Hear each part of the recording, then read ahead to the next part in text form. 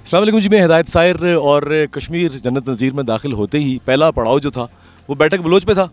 और बैठक बलोच पे आते ही जो है वो एक खूबसूरत सा समा मैं पहले आपको दिखाता हूँ। पहले मैं वो ज़रा देख लें, ये इस तरह से करके रोड ब्लॉक था और बहुत दूर उतर कर यहाँ तक आना पड़ा।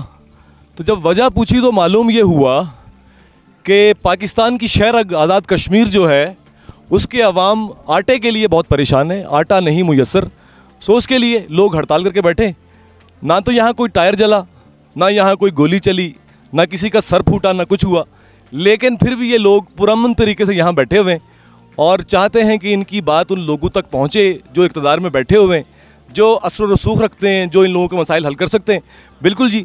और इस हवाले से बहुत सारे लोग, बहुत सारे ज़िम्मेदारान यहाँ मौजूद हैं। हमारे साथ साबिक जो मेंबर कश्मीर कौंसिल हैं परवेज़ अख्तर साहब वो मौजूद हैं। बाकी जो दीगर अराकीन हैं जो कि यहाँ की पॉलिटिक्स में और सोशल और समाजी मामलात में बहुत ज़्यादा एक्टिव हैं वो भी यहाँ मौजूद हैं। हम ज़रा इन्हीं से जानते हैं, चूँकि मेरी कही हुई बात शायद आपको लगे कि मैं कह रहा हूँ शायद दाएँ बाएँ से घुमा रहा हूँ या एग्जेजरेट कर रहा हूँ या मसाला लगा रहा हूँ, इसलिए कि मसाला जो है वो मीडिया का हिस्सा है। लेकिन मैं बिना किसी मसाले के आपको बताना चाहता हूँ कि हमारे पास इस वक्त जो लोग बैठे हैं यहाँ पे, जो खड़े हैं, बल्कि अब हमारे लिए निकल के बाहर आ गए हैं यहाँ पे, तो मैं ये चाहता हूँ कि इनकी बात उन लोगों तक पहुँचाएँ कि जो लोग कुर्सी कुर्सी कुर्सी कुर्सी के चक्कर में हैं, मगर आवाम किस मुश्किल से गुजर रही है, आवाम का क्या हाल है, किसी को कुछ खबर नहीं है, किसी को कुछ पता नहीं है। बस उनके लिए एक ही मसला है कि उनका इक़्तिदार कैसे बचे, आवाम जाए भाड़ में, किसी को कोई गर्ज नहीं। सो मैं अब बग़ैर किसी लंबी तमहीद के चाहता हूँ कि यहाँ के लोगों से आपकी बात कराऊँ और उनसे पूछें कि यहाँ जमा होने का मकसद क्या है, ये रोड क्यों बंद किया। ये लोग मेरे ख्याल से चींटी मारते हुए भी डरते हैं, लेकिन अगर उन्होंने आज रोड ब्लॉक करके लोगों को तकलीफ़ दे रहे हैं तो इनके मन पे क्या बीत रही है, इनके अंदर क्या तकलीफ़ है, ये जानते हैं हम। सबसे पहले मैं परवेज़ अख्तर साहब, हमारे साबिक कश्मीर कौंसिल के मेंबर हैं, इनसे बात करेंगे। अस्सलाम सर। वालेकुम सर, क्या मसला है ज़रा बताइएगा।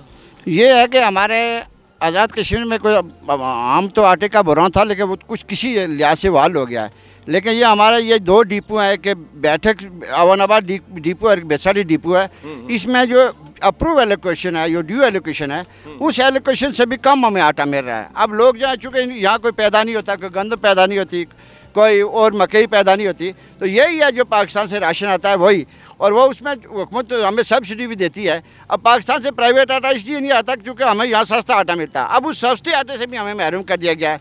हमारी जो बैठक की जो थी वो ये 320 टन एलोकेशन थी और उसमें 100 टन जो है उन्होंने कम भेजा है। तो तकरीबन 2-3 माह से ऐसे ही कर रहे हैं और लोग जो है वो आटे के लिए दर्द बदर की ठोकरें करा रहे। प्राइवेट आटा भी नहीं मिल रहा। इस तरह बेसारी डिपो है, उसका 50 टन जो आटा वो एलोकेशन जो है वो उन्होंने कम कर दिया है। कम नहीं हुआ एलोकेशन, हुकूमत ने नहीं कम किया है, बल्कि आटा ब्लैक में कहीं जा रहा है। और जो है वो नहीं, डीलर भी नहीं करते, बल्कि डिपार्टमेंट करता है। और डीलर जो है वो भी परेशान है, इसलिए कि डीलर जो है वो अपना जो उनकी नफरी है, जिनको उनको राशन देना आता है, वो उनसे बेचारे जो वो छुप छुपा फिरते हैं, वो भी रोते हैं, परेशान हैं। इसलिए हमने कम बाला से कहा कि हमारा जो ड्यू एलोकेशन है वो हमें दी जाए, लेकिन नहीं मिल रही। तो इसलिए मजबूरन हमने नोटिस दिया था, 2-3 दिन पहले हमने नोटिस दिया था, उस पर कोई एक्शन नहीं हो सका। फिर हमने एहतजाज किया। आज हमारे पास इस वक्त तक कोई नहीं आ सका। एसी साहब आए हुए हैं, तहसीलदार आए हैं, बाकी कोई आई ऑफिशियल हमारे साथ नहीं। एसी साहब कहाँ पे, यहाँ आपके पास आए? रेस्ट हाउस में बैठे हुए एसी साहब, ठीक हो गया।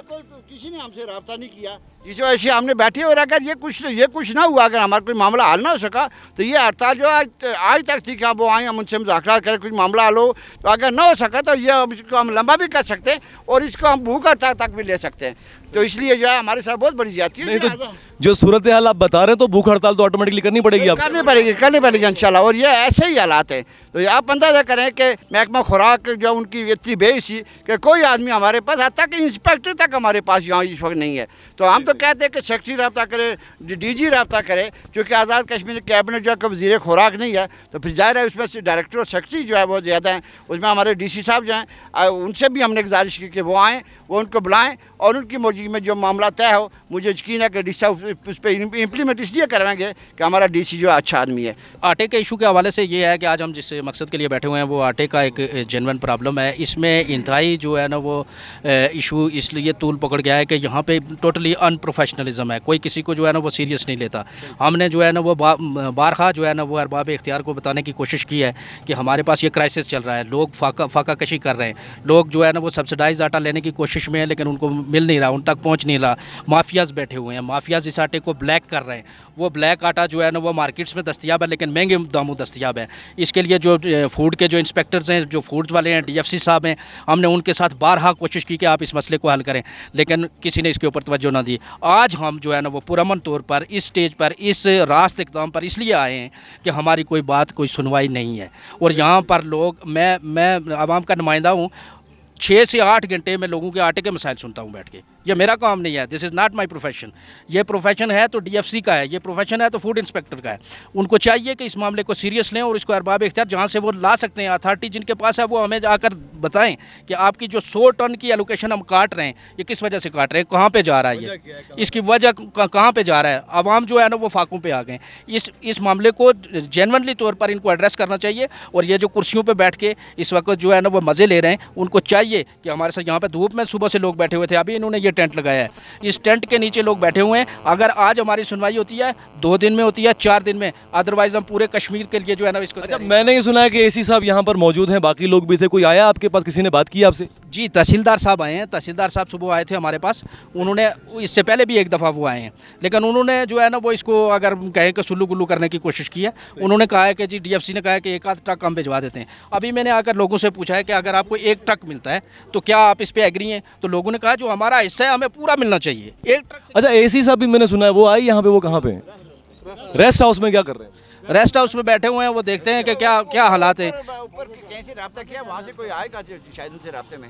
हमारे साथ उन्होंने बात की है, हमने उनको बताया कि हमारी मांगें ये हैं जो मैंने अभी बयान की हैं, तो उसको शायद वो कहीं ऊपर तक पहुँचा रहे हैं या कोई गुफ्त-ओ-शनीद में किसी मामलात के हल के लिए शायद कोशिश कर रहे हो। हम सारे लोग ये सिर्फ यहाँ बैठक अवानाबाद पर ये एहतजाज नहीं हो रहा, बल्कि रहीमाबाद में, किला में और मुख्तलिफ जगहों पर ये एहतजाज हो रहा है। जी, आगे रहीमाबाद में भी एहतजाज नहीं, वहाँ पर तो अभी रास्ते खोल दिए गए। कहने का मतलब ये है कि मुझे एक दरिया और क्रॉस करना पड़ेगा? नहीं, आपको उस दरिया के लेफ़्ट साइड से गुजर जाना है आपने। आप उस इम्तहान में नहीं पड़ेंगे इंशाल्लाह। आपका बहुत शुक्रिया कि आप भी हमारी आवाज़ बने।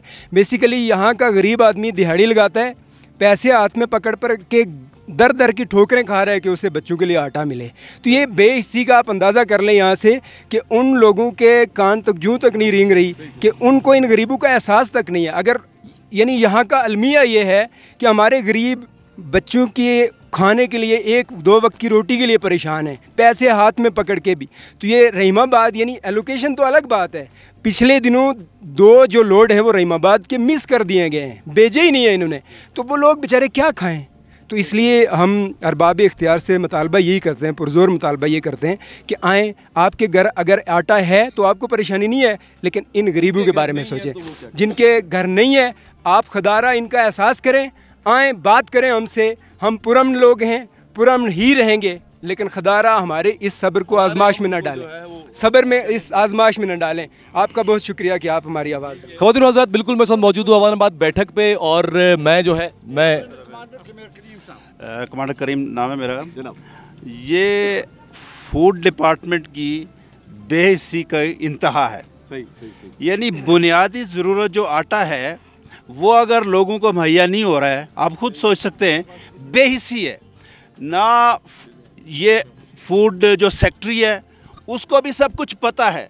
ये मैसेज पहुंचाएं प्राइम मिनिस्टर, वज़ीर आज़म आज़ाद कश्मीर तक, उसको कहें कि फूड जो सेक्रेटरी है उसको बुला के खींचे, जो इस इदारे का जो मिनिस्टर है उसको बुला के खींचे कि भाई ये शो करो, लोग सोशल मीडिया पे चलाओ, अपने न्यूज़ में ये शो करो कि ये रोड्स बंद हैं, और अगर ये हफ्ते तक बंद रही तो फिर क्या होगा, और ये वज़ीर आज़म तक पहुंचाओ ये बात। ये इन सबको पता है, इन सबको पता है क्या मसला है। ये उस करप्शन में ये लोग मुलव्वस हैं। अगर जो फूड सेक्रेटरी है उसको तो सब कुछ पता है कि हम कितनी एलोकेशन किधर है, किधर क्या है, और उसको पता है कि लोगों को मजबूरी है। तो ये वज़ीर आज़म तक ये मैसेज पहुंचाएं कि यहाँ ये सीरियस मसला है, अगर आपने इसको एड्रेस ना किया तो यहाँ मसाइल पैदा होंगे। ये पहुंचाएं हमारी तरफ से। बिल्कुल जी, ये बात जो है एक तो बिल्कुल कैमरा से भी ज़रूर पहुंचेगी, और कैमरा से हट के जो है मैं बजाते खुद जो मेरी एफ़र्ट्स हैं मैं वो भी करूँगा। ख़वातीन, बिल्कुल बैठक बलोच यहाँ आज मेरा पहला ही दिन, बल्कि शुरुआत ही अपने गांव में दाखिल होने की इस बात से हुई कि यहाँ लोग बेइंतहा परेशान हैं, और उनकी परेशानी का एक ही आलम है कि आटा नहीं है, और आपको पता है कि भूख जो है वो तमाम तर चीज़ों की जड़ होती है। और अगर ये लोग भूख में, देखिए ख़वातीन हज़रात, मैं एक बात को बहुत अच्छे और ठंडे दिमाग से कह भी रहा हूँ और समझ भी रहा हूँ कि दो चीज़ें जो है ना वो किसी भी तरह की सूरत हाल की वजह बन सकती हैं, या तो पेट का मसला या दिमाग का मसला। यहाँ की कौम का मसला ये है कि ये सोचती तो है, लेकिन अगर पेट भी खाली हो गया तो मामलात बहुत ख़राब हो सकते हैं। सो उससे पहले वो लोग जो देख रहे हैं, जो सुन रहे हैं, जो समझ रहे हैं, अगर वो लोग, उन तक मेरी आवाज़ पहुंच रही है, मैं पर्सनल जो एफर्ट्स हैं उस पर भी मैं कोशिश करूंगा कि अपनी आवाज़ पहुंचा सकूं उन तमाम लोगों तक। लेकिन अगर मेरी आवाज़ पहुंच रही है अरबाब इख्तियार तक, और यकीनन जब इसकी रिपोर्ट आप लोग देखेंगे तो आप समझेंगे और जानेंगे कि यहाँ पर लोग किस कदर परेशान हैं और अभी तक पुरअमन तरीके से बैठे हैं। अभी तक कोई ना किसी को पत्थर मार रहा है, ना टायर जला रहा है, ना आग जला रहा है, कुछ नहीं कर रहा, बस तहम्मुल से बैठ के ये कह रहा है कि भाई जो हमारा हक़ है वो हमें दे दे। और हक़ क्या मांग रहे हैं? आटा, रोटी, यही है ना।